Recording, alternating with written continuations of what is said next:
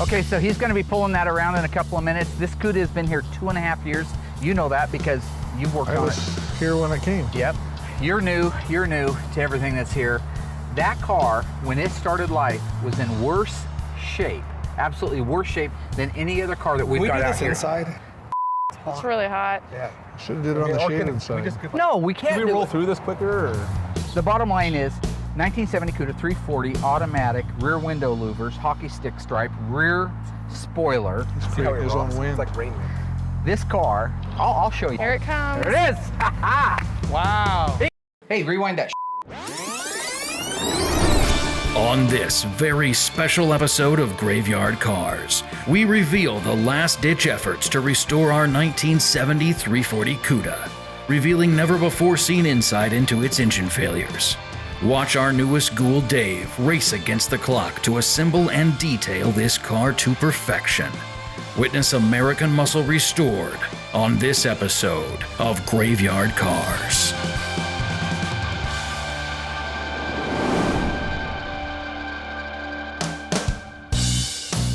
The little 1970 Cuda 340 car, we didn't cover a lot of the early part of the restoration on the car, primarily because we have a lot of cars, very rare cars that we focus on. They built 1,788 340 automatic 70 Cudas. Very few of them had the hockey stick stripe, which this one was optioned for, has the original fender tag. This one was optioned for the rear window louvers, which allegedly is about 1% of all the muscle cars got those. So if you started to do a mathematical breakdown, it could be one of just, 100 or 200, but it's still a 70 Cuda 340, very deserving of being restored, which is why we did it, but it's not going to compete for, the top prize at a car show next to a Hemi Cuda convertible. Once we had the 340 completely rebuilt and painted on an engine stand, the next step was to put it together with the transmission. So we joined those two pieces together, installed them on the K-member, built out the rest of the front suspension and drivetrain, and then I had Royal and the rest of the ghouls install it in the car. Once we had the front end, the suspension, the engine, and transmission installed, we installed the detailed out 8 3/4 rear end, which had a 323 sure grip in it. Bumpers went on it, the hockey stick stripe went on it, the rear window louvers, hood pins, ornamentation for the hood that called out the 340. Things like that were all done at the old shop. So at kind of an outside glance, it almost looked like it was done, but if you tipped your head inside, you'd see there was no guts inside of it, and a lot of things weren't done under the hood. It was at that point that we were getting close to a transition into the new shop, so we loaded it up on the rollback, moved it over to the new shop for its final resting place before it was finished. When we took on the project, I had given the client my word that it was a 24-month turnaround. At the time 24 months had hit, literally there was about 8 months worth of work left on the car. So I got called out on the carpet, so to speak, by the owner saying, look, I've been patient 24 months, but you're months and months and months away from having this thing done. All those things are some of the stimulus behind why we made changes to the staff, changes to the shop. We needed to be on the offense rather than always on the defense. And one of the first things I did to put us on the offense was to hire Dave. My name's David Ray. I was a truck driver up in Montana and put in the application through Facebook, probably pretty close to early December. I didn't think, I'd ever get a call or anything like that. I've been, working on Mopars my whole life. I know them inside and out and, really have a passion for the cars and have a passion for the way Mark restores them, which is, to OEM, original, just like the way they, came off showroom floor, back in, 69, 70, whenever they were produced. So it's like a Disneyland for me. This would be my Disneyland. Because I hadn't really had any experience with Dave other than just looking at his resume, this was a great candidate for him to cut his teeth on. On the shift linkage on the 340 Cuda, there wasn't too many challenges. Automatics fairly straightforward and pretty easy. So Mark told me he wants to get the 340 Cuda running. So I'm going to get it all plumbed and get all the spark plug wires and everything set up, get firing order up TDC, get all fluids filled up and checked out. So I'm real excited to hear it run. It's not a super high dollar numbers matching car. If there are mistakes, if there are errors, or if there are things that go on that that we really wish hadn't, it's not going to be as detrimental to the bottom line or to the timeline for that matter. So a really good choice for him to get started at Graveyard Cars with. I thought that was a symbol, 148. Yeah. Now what are we doing? The guy that doesn't work. Does that look like that same marking to you? Inherently, the most tedious part of an OE restoration, by definition, is the fact that you're putting it back together OEM. If you don't have a perfect unrestored original example setting next to you, you need reference material. That's why I use Dave's books. Dave Weiss has been putting these books out for several years now. They are the most comprehensive and accurate set of books that you can buy for OEM restoration. He has all kinds of stuff. You got your nuts, bolts, and fasteners, which is very important. Then OE judging and top finer points of detail. And that's where we learn what markings go on an engine or on a rear end or on a transmission. So I always go to those books when I don't have an exact perfect original copy to go from. Anyway, if I put that in there and I just need to connect a cable underneath there for the starter, we could probably get that thing running. You just want to get it running this morning? I want to get it, we gotta get it done. You just gotta get it done. Yeah. Looks like we're gonna get the engine started, so I'm pretty nervous, but I hope it all goes well. I checked all my things twice, so keeping positive thoughts. So how are we starting this without the wiring, boss? We're just gonna use a remote starter on it. So what we'll do is... Still gotta run a hot wire to the coil. Well, this one doesn't have the dash in it. Yeah, we'll have to run a hot wire over to the coil. Ballast resistor. So we don't have the dash right now for the 340 Cuda, so we have to hot wire it, which isn't too difficult. We just run a hot lead from the battery directly to the ballast resistor to charge the coil, and put a remote starter on the starter so we can light it up. That's why they have a ballast resistor in there. Okay. So a lot of people that hot wire a car, they'll take a wire from the positive side, which is a full 12 volts, probably closer to 13 by the time they're all charged up, even 14 in some cases. So we're getting ready to light off the 340 Cuda. So I'm hoping everything goes well. I'm pretty nervous. This is our first motor I'm gonna light off, so I'm pretty excited and nervous all at the same time. Yeah, I'm gonna blow this baby up and see. Blow this baby up. Lower up. You know, in a twist of irony, we had not actually received our engine run stand until after the engine was already built, painted, and ready to go together. So I didn't have an opportunity to fire this engine up prior to this. So I'm a little bit nervous because I've had it bite me in the butt before, and that's why we have the engine run stand. So now it's almost like, okay, a little bit of rolling the dice. I have confidence in my engine building, but at the same time, it's nice to have that extra little good feeling that you know the engine's already been started, already been ran, already been broke in, and is ready to go. You gotta hook that lead up. One of the things that'll help a lot, yeah. Oh, I just... Oh, that sounded good. Advance it, bring it towards me. There you go. Try it there a little bit.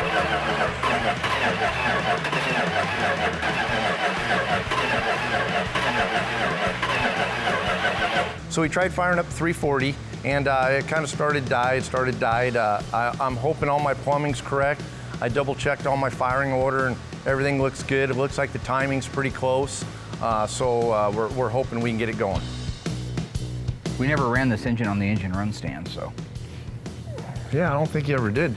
It'd be pretty embarrassing being the new guy here and you know, this being my first motor, that it didn't start because of something I did wrong. So I'm really hoping everything works out.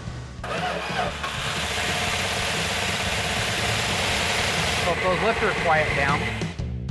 Most cars require some kind of a ritual when you go to start them. They either need a primer of fuel, or they need a jump start, or they need extra voltage to them. In this particular case, it's not a good sign because it's cranking over, but it's not firing. Dump fuel down it, we'll get a little bit of a pop, but I have a feeling that at the very least we have a fuel starvation problem. I just hope that it's not anything worse than that. It's okay. Gonna take a little fuel. Got nothing up yet. Let's take a look underneath the car, see what kind of hazards we have. Just with a preliminary look around, I've got a few drips, a few leaks, which is normal, but that's not gonna cause the problem we're having with the engine. Yeah, I'll dump some more fuel in there.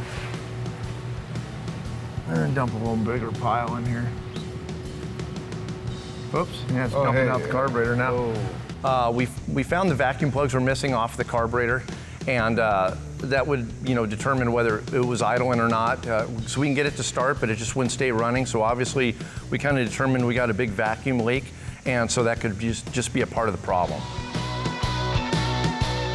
Stay tuned as the ghouls overcome one of the biggest multifaceted engine failures in the history of graveyard cars, and answer the ultimate question: did someone sabotage the engine?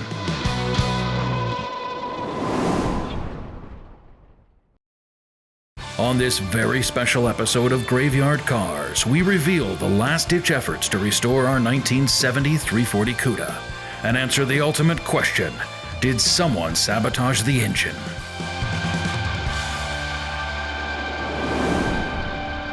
backed up on. Oh, you need a vacuum, yeah. Yeah. And is there one on the back of the carburetor? No, that one's not in the back. Ah, there we go. Okay, so what's going on right now? Vacuum. We got a huge vacuum source in the back of the carburetors. There's ported and there's manifold vacuum.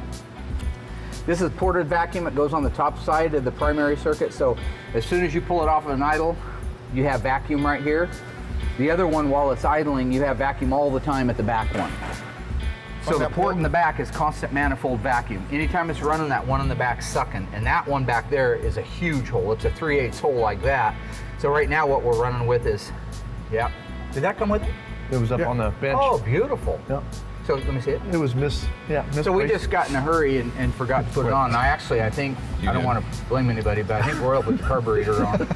Royal put the carburetor on, he just forgot to put the plug in the back of it, that's all. This plug goes right in that main port, so the manifold vacuum, right now it's like drilling a 3/8 hole in the intake manifold. It's running way too lean. So as soon as we put this in and we cap off this other ported vacuum, I think we're gonna start getting a nice idle to it. Dave is a Mopar technician, self-taught all of his life. If he does do a remarkable job, like I'm suspecting he will because I hired him, I can turn him loose with the high dollar stuff.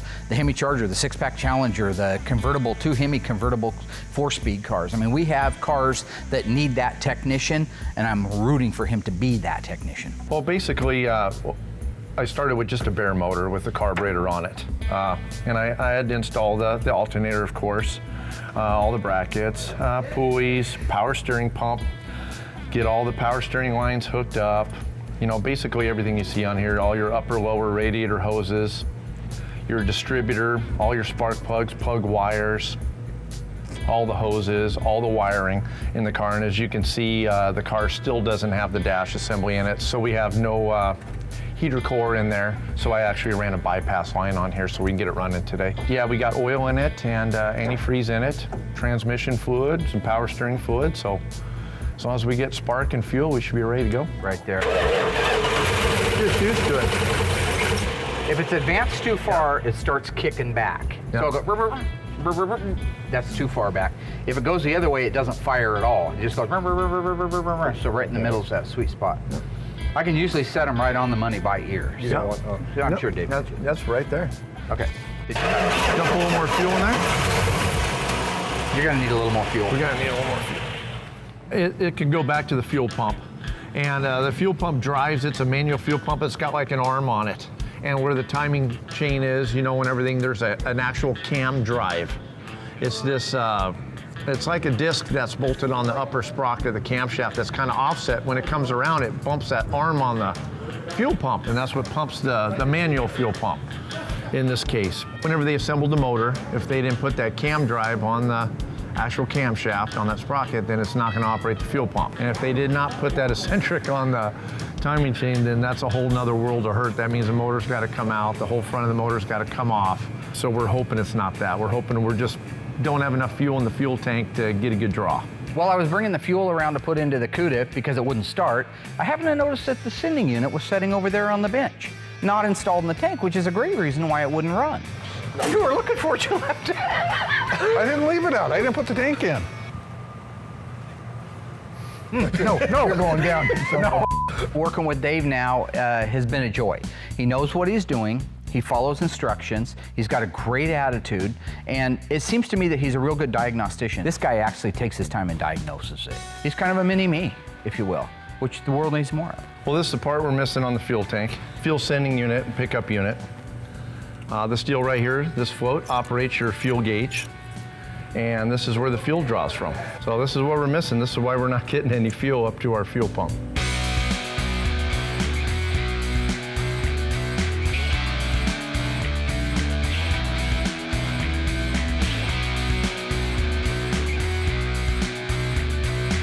Let's start this mother humper.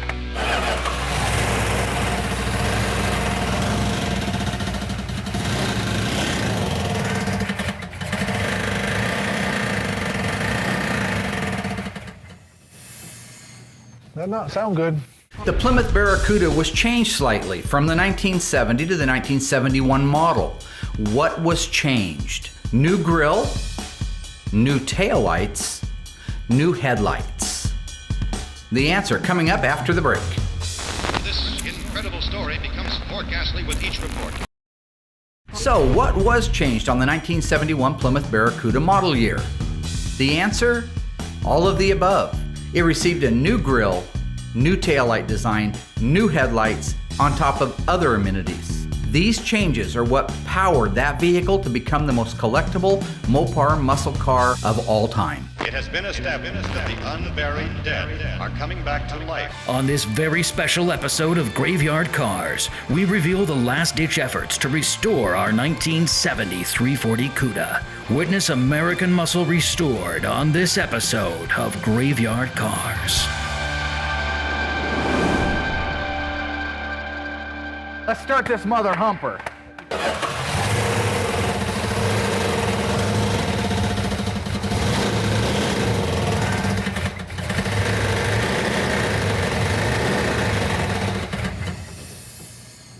That not sound good. The engine is making a metallic knocking sound. It can be a multitude of things, from the rocker arms, rocker shafts, lifters. It can be telegraphing out of the transmission, the torque converter, the flex plate. The crankshaft could have a problem. The only thing I hope is whatever it is that's causing this unfavorable sound is not a massive overhaul. Okay, it's in the revolution of the motor. It's not top end. It's got to be, so it could be the starter. The starter would be hanging out, right? I grabbed it and it was fine. I grabbed it when it was running. It wasn't that. I can't feel anything anywhere. You know, any vibration. Turn the drive shaft. Can't.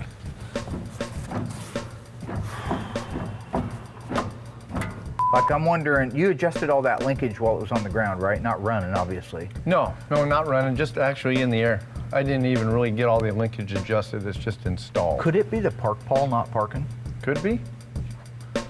Okay, well, we got a clicking sound on the motor, and we kind of determined it might be the parking rod. Whenever the automatic transmission's kind of caught in between gears, the little parking rod will kind of click, so it'll create a clicking sound. So we kind of determined that might be the problem, so we're going to kind of mess with the linkage and see if that solves our noise issue. But it didn't feel like it, but Yeah. it sure sounds like it. It does, inside. It's because it's the same RPM as the engine. You know, if it was number one rocker, it'd have to wait 8 times to come up. Seven times before it'd come up. So it's got to be in there, which is good. It beats an internal problem. Upon removing the inspection cover, we've seen some rubbing marks on the inspection cover, so that was creating our little tinny sound. So now that we got the flex plate straightened out, we were able to put a pry bar in there and just take the little tweak out of it and got our inspection cover fixed. Hopefully that's going to take care of our sound, and we'll have a really smooth, nice sounding motor. Hoping it moved just a hair. Probably didn't. Probably have to take the engine out.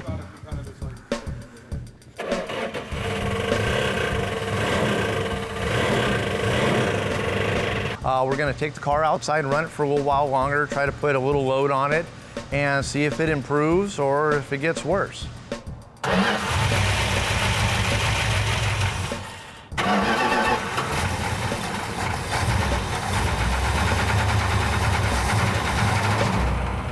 I don't know what it is. I just hope that it's nothing massive, because that's going to be a setback we just can't afford right now. Some engines are just dreams. Other ones just fight you the whole way. Seems to just fight all the way. What the f***'s happened? What the f***'s happened? You know? Why the f***'s it got a tap? What's that bullshit about? Well, we solved our tinny sound with the flex plate and that, but now, unfortunately, we have a knocking sound. And it seems like the longer we run it, it's progressively getting worse.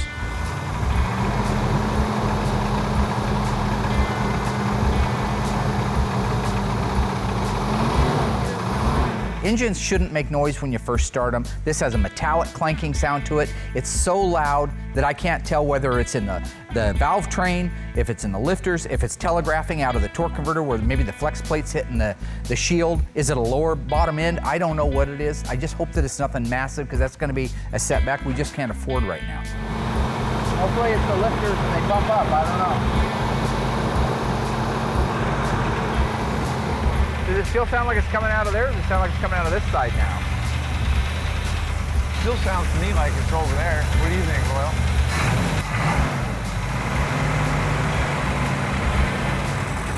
Well, you know that ain't right. I don't get it. I don't understand it. It's simple as can be, and it just is. It's not. This station will remain on the air day and night. On this very special episode of Graveyard Cars, we reveal the last-ditch efforts to restore our 1970 340 Cuda. Witness American muscle restored on this episode of Graveyard Cars.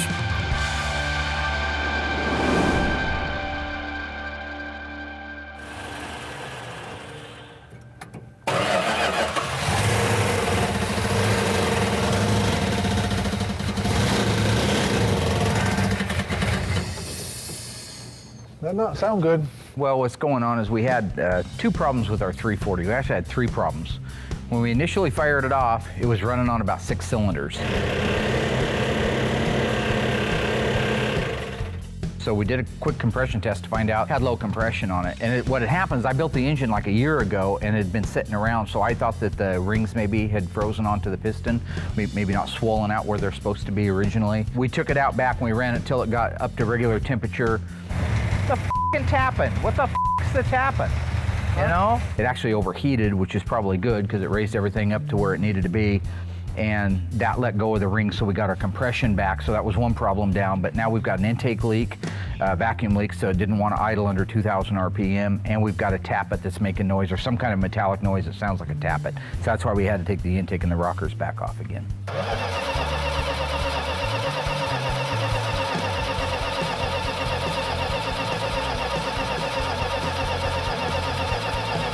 Okay, let's just go ahead and take the rocker arm assembly off of there, push rods. Let's get everything over to the solvent tank, wash it down, and take a look at it. Yep. Okay. Get a good look at all the rockers. All right. Sounds good. I'm gonna clean these rockers up to see if I can find out if there's a plugged up oil galley, any cracks, you know, something that might cause us to lose pressure up there to make these clatter. Huh. We have a slightly bent push rod, folks. So there's one bent push rod. The bent push rods are something that usually happens when an engine backfires. Sometimes it puts a lot of pressure on that valve instantly and it can cause a bend in it. If an engine seizes, the top end's still moving, that can cause a bent push rod. The bends in these rods, there's only a few and they're very, very slight. So I don't think that they're the contributing factor to, certainly not our noise, but they could be contributing to our poor run condition. Yeah, watch. More right. Yeah. This is the one in the suspect hole. That's the one in the hole that I suspect made a noise. So I think there's only so many things that can cause that clattering. So I'm gonna order the lifters, Those are little mushrooms. Were you interrupting me? Sorry. It's okay. Just looking at I know you like mushrooms. Since we're chasing down a multitude of problems with the engine, the noise primarily, and the poor run condition on it, I think it's just going to be prudent to go back through, change out the rocker shaft assemblies with another used, known good one that we have here, put in all new lifters and all new push rods, and really, by and large, that should take care of our problem. And then look at the intake. Yeah. This came with the kit. You had a leak, right? I mean, Look obviously. at it. Part of the runnability with the engine is going to be the intake leak. Typically speaking, when I put these LA engines together, the 273, 318, 340, 360s, I just use a gasket type material that goes between the manifold and the heads. This particular engine kit came with a metallic one, very similar to the big blocks that use the Valley Pan. They have a metallic gasket that has a raised rib around it. That raised rib is designed that when it's sandwiched between the mating surface of the cylinder head and the mating surface of the intake manifold, it smashes that flat and that creates your seal. In this case, we had some of the rib on portions of the manifold gasket that were crushed, but then we had other ones that weren't even touched, telling me it was a direct intake leak. So hopefully a combination of the direct intake leak, the bent push rods, possibly a lifter that's collapsed and not running right, should cure all of our problems. This crushed down here, it's crushed on this, but look at these up here. Yeah. It wasn't even seating. So we replace the intake gasket when we go back together, obviously, and that should cure our problem.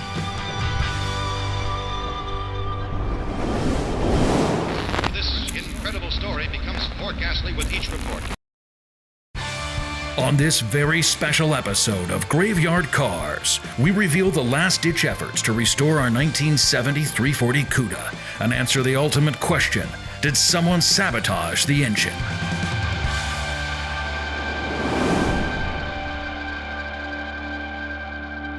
So right now what we're doing is the guys are going back together with the top end on the 340. When we tore it apart, we really didn't find too much that was definitive other than the intake gasket wasn't completely smashed and sealed, so I think that our intake was our leak.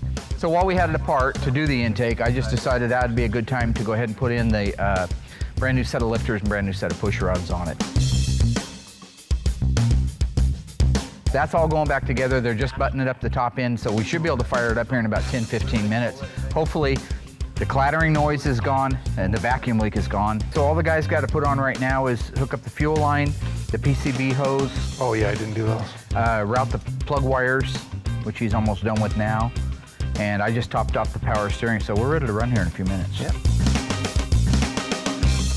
We're gonna put Bob's car outside and try to get it running, you know, and hopefully all the work that we did on it is gonna solve our issue with the motor problem.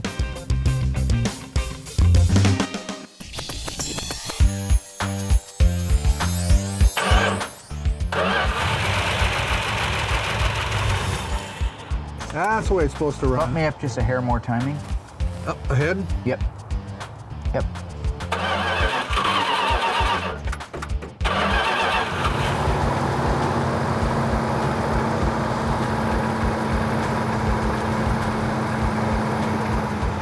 So right now we're just letting it break in. It sounds like it's running a whole lot better.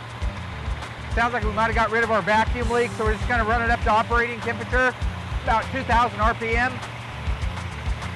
And as soon as it's all warmed up and broke in, we can set the idle down, set the timing, set the air fuel. Hopefully the lifters get a little quieter.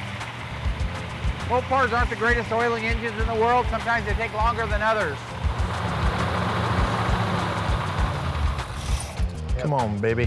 So everything really, for the most part now, is starting to dial back in. I don't know if it was a lifter or push rod or a combination of both of them that were making all the noise. That has quieted down quite a bit. Definitely is running better. We still got to get it up to operating temperature. He's checking the water on it right now. We may need to add some to that. If we can get it to run and idle and do all the things it's supposed to do, we can set the timing on it. And hopefully after that, we're ready to pull it back inside and start putting it together. Thing is, Royal wanted to just, tear the whole thing apart. He said, oh, let's take it apart. And the rings are probably in backwards or something, It's like, me and Dave, I was telling Dave, I don't think so. I put the motor together myself. Dave, is that right? That's right. So Royal's a parts replacer. He goes bananas. Something doesn't work out, he just wants to start throwing parts. Let's rip it around. We can have that engine out in an hour. We'll take the rings off it. No, let's just get it hot and it'll let go of those rings. I was telling him. Dave and me were in complete agreement. Right, Dave? That's right. We're in complete agreement on the fact that it didn't need to come apart. But Royal being a parts, he's just crazy. He loves putting parts on an engine. So, I don't mean it disrespectful, but, Now that we got the engine running good, I can finally start working on the interior. I've been waiting to get this done. I mean, this motor's been kind of holding us up, so now I can get all the seats, carpet, all the fun stuff in and get this car wrapped up. The interior's challenging to do. The carpet a lot of times doesn't always fit right. You try to put it out in the sun, hope for a real hot day and get it nice and warm so it'll kind of conform, get your glue spread. That's usually the most challenging part. The rest is pretty cut and dry. I mean, installing seats. Rear seats are usually a pain. New interior isn't smashed like original interiors. The seats just don't pop in. They take a lot of work to get them in. But other than that, I mean, once everything starts flowing, I mean, you keep pretty good rhythm and get it knocked out pretty fast. Now that the interior's done, the car's totally come alive. It looks totally awesome. It's coming together just perfectly.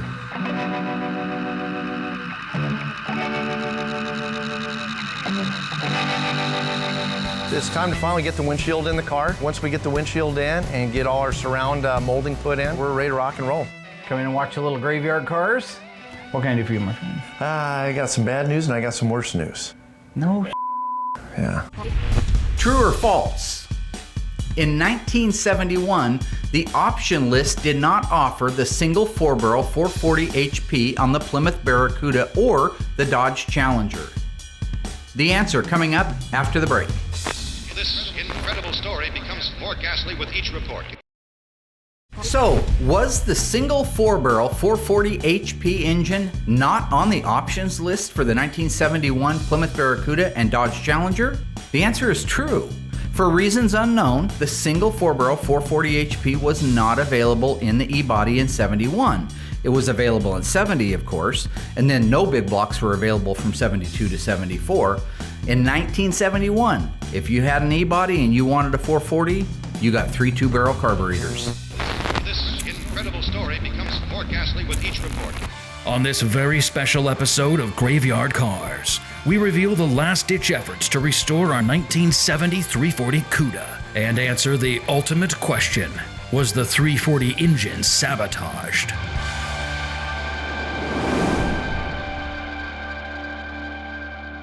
So we got our heater box all built out, all rebuilt. So it's time to install the heater box and get our heating system all put in, all the cables and stuff hooked up, so we can stay nice and toasty in the wintertime here in Oregon. Well, when in doubt, I always end up checking reference photos, whether it's photos I take with my phone out in the yard of perfectly original cars, just to see how everything is supposed to go together just perfectly, that way everything's routed.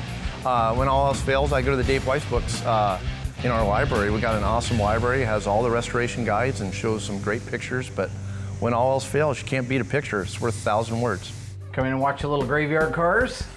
Oh yeah. Look at that, huh? Yeah. Any better than that. What can I do for you, my friend? I got some bad news and I got some worse news. On what? The little 340 on the orange car, the orange Cuda, 70 Cuda, it's knocking again.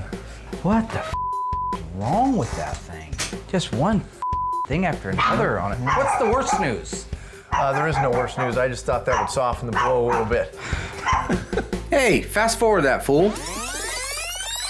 While our film crew was being existential down in Las Vegas, some big show, we sent the 340 over to the machine shop. The word coming back is very troubling, very confusing. I just kind of wanted to go over and reiterate everything. I need to document the file as well. Yeah. And so the main thing is I know that most of the things that were done, I just want to be sure. Originally, when we had the lack of oil pressure and the pinging noise, that's when we took the camshaft out of it, the lifter. Did we take the cam out that first time? No, we actually, the first time we focused on the flex plate. That's right, we thought we had a flex plate hitting the Or back an of the thing, inspection which cover. it was hitting the inspection Yep, cover. yep. Then we got rid of that noise, Yeah. or we thought we got rid of the noise, and it was actually making a clinking noise over here on the right-hand side, Yep. and that's when we started chasing it from the top down. Yep, pulled the intake manifold, new lifters, new rocker assembly. Remember, I overheated this because we had no compression in that number 2 cylinder. Yeah, we were flip-flopping holes. Yeah, we had compression in one, not in the other one. Then we got compression in that one, lost compression in this. Those should all been signals something was really wrong, because after we got it back together again, we got it running and we thought that the noise was gone, it wasn't. So we ended up taking the engine completely out, and when we disassembled it, we found this black sludgy type stuff in there, and all the rod bearings, the main bearings, the cylinder walls were scored. They're scored. And so we sent it over to the machine shop that does all of our work for us. And they called up and said, yeah, it's got to be bored 10,000 over. So they went to a 40 thousandths piston, because what had happened, according to them, that graphite looking stuff was what happened when the sand was ground into the oil and it turned it that black. Yeah. And so they had suspected that maybe somebody had actually poured sand down the engine. That was their suspicion. And it was near the sandblaster by about 40 feet. So could a few little drops of sand. He goes, this wasn't a few drops of sand. It was a lot of sand. The bottom line is the engine had to be completely rebuilt. Had to go through the heads because they were all scarred. Everything, valves, literally completely redid the engine. All that was after the last time we said it was fine. Now it really is fine. It's got 65 pounds of oil pressure and an idle, which is awesome. It runs like a dream. It doesn't miss. It doesn't hiccup. There's no noise in it. No. And truly now we feel like we're done. But fire that up. You'll see. I just canned it off a little while ago, and it's like butter.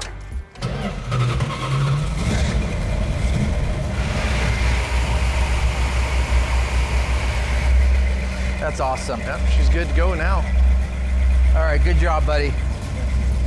I think we got a happy customer coming. Yeah, we do. The question on everybody's mind is, was the engine sabotaged? Well, these are the facts of the case.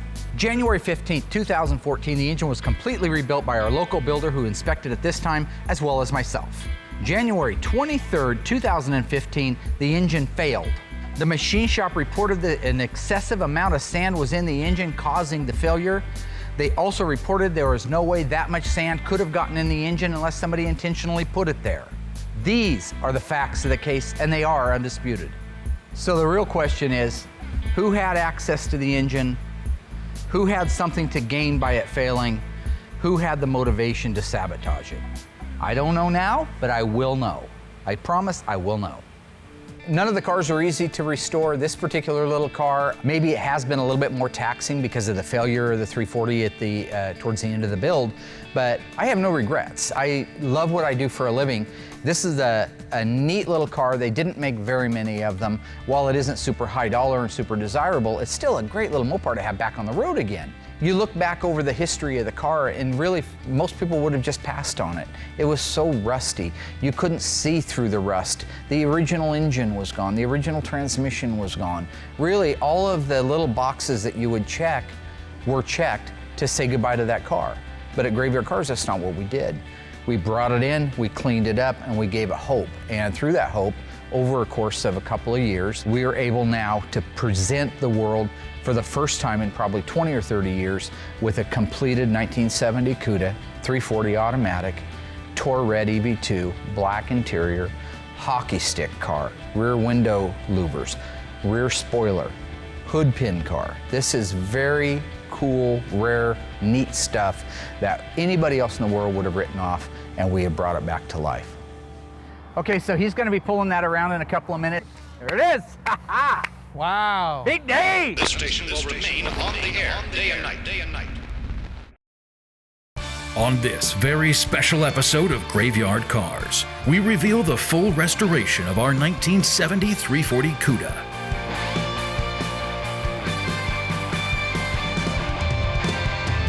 Mark and the Ghouls have resolved the engine failures. Our newest ghoul, Dave, has completed the assembly, and Mark has detailed the car to perfection. Stay tuned as the complete Graveyard Carz team witnesses the reveal of one of the most challenging builds to date. Okay, so he's going to be pulling that around in a couple of minutes. This Cuda has been here 2.5 years. The bottom line is 1970 Cuda 340 automatic, rear window louvers, hockey stick stripe, rear spoiler. Where's he at? Where's it? All he had I don't to do even was hear finish it. adjusting the air fuel mixture screw. Yeah. Here it comes. It is! Ha-ha! Big day! Diamond David Lee Roth! Oh yeah.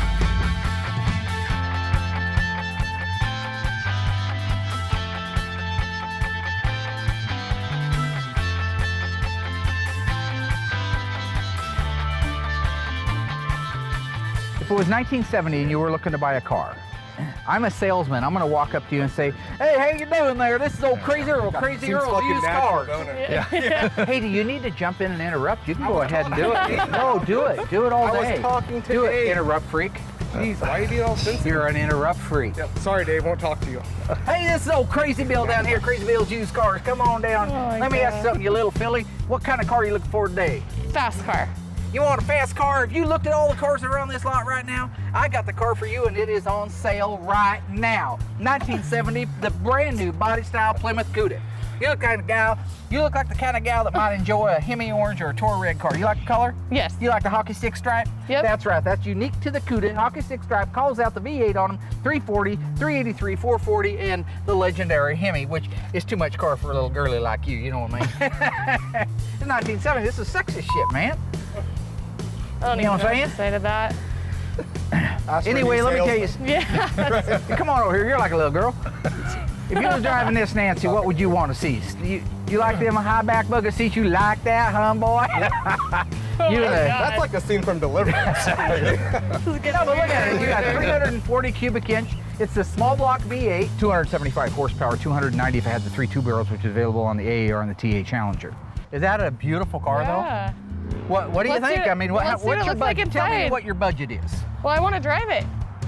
I'll let you Isn't drive that- it. that's why I Well, came? We don't like tire kickers on this lot. You got any money? Yeah. Where the money? My dad. Your My dad does. He plans on buying me a car. Your dad's gonna buy you a car. Yep. And does he have any problem with driving a 275 horsepower flashy car like this? Because the boys are gonna be all over this. They love these Cudas. But I'll tell you what, if you want to go for a drive, you just help yourself. You hop right in behind the wheel there, take it for a little drive, let me know what you think. I mean, it had a lot of power. I've never driven anything with that much power. I felt like the engine was like, it was your legs, and then the steering wheel, and then the engine. Once So- you got it started. Yeah. Yeah. Okay, yeah, just turn the key, pump it, pump. That's where you let off. Okay. This is fun. I feel like we're like in a go-kart. A lot This bigger. feels like a go-kart? Well, just like I'm close, you know what I mean?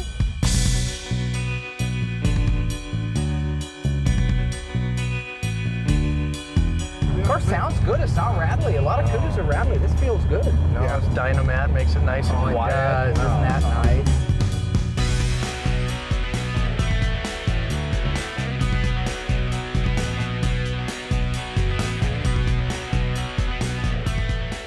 But it was a great, solid car. It was the first one I've driven in probably about 5 years. So that was nice to go out. I don't think Alyssa took it as seriously as I did. You know, stopping for pictures, stuff like that. You want to stop and picture hair? No, I'm gonna. Take a selfie or? Yeah, Oh, dang it, I forgot my phone. Give me yours, I'll get a selfie. You know, it's kind of... See, that's while we're driving. That's pretty awesome. It wasn't that bad though. It's 100 degrees, and there's 3 of us pinned in the back of that car so Mark could take us out for drinks. With our BS23 H0B 1973 40 Cuda, as you all know, built in Hamtramck, Michigan, completed and under our belt. I'm gonna load the crew up, head down to Finn's, get some schnacks, that's what you call them. When everybody's piled in a car together, they're called schnacks, like on a road trip. It's gonna be the best.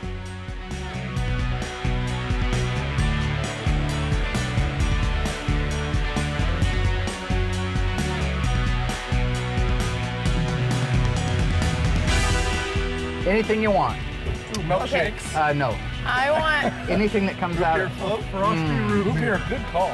yelling at me, hollering at I me. don't remember Hey there. that. Good, how are you? Yeah, you're probably noticing the car though. Oh God, Nope, do we have she to? Can we not do this? It's beautiful. How can you not notice this car? I'm married though, so it's okay. Darn. Yeah, see, she is saying darn. I'm sorry. Nah, I'm really sorry. only about human that. for God's sake. Place your orders, you fools. Who? Sorry, Will, place your order. No milkshake. Oh, well, boss, thanks for taking us out. Well, there they go. Yep, thanks for the milkshake. We had a lot of fun out driving the car. It was so awesome to get in that car and drive it, and it just makes you appreciate your work that much more when you can actually get in and throw it in gear and tear down the road and go, man, I was part of putting this together. It's such a great feeling, and I can't wait for the next one. Now with our 1970 Cuda 340 rear window louver car completed, I can update the progress board, which is basically finishing out the last of the pictures that took that car on the timeline from death back to life. Once we're done with that, we'll take them down and we'll move on to the next car. While we just finished one car, there's no time for around. Stay tuned for this season of Graveyard Cars and see the complete restoration of the 1970 Dodge Challenger.